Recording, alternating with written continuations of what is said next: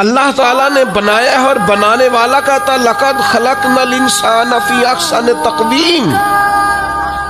بنانے والا کہتا ہے میں نے تجھے بڑی بہترین ساخت میں بنایا. او انسان میں نے تجھے بڑا ہی سونا بنایا. کوئی تیرے ناک پر تنقید کرے تو کرے، تو کہہ تجھے پتہ نہیں یہ چاہت کس کی ہے، میں مرضی سے نہیں بنا، یہ بنانے والے نے بنایا ہے. تو اپنے آپ کو پہچانتا ہی نہیں. تو جو ہے نا خدا جانے بلندی ہے کہ پستی پر جہاں میں ہوں وہاں کوئی نہیں ہے. تو اپنے قد سے بھی پیار کر، تو اپنے رنگ سے بھی پیار کر، تو اپنے وجود کی ساخت سے بھی پیار کر.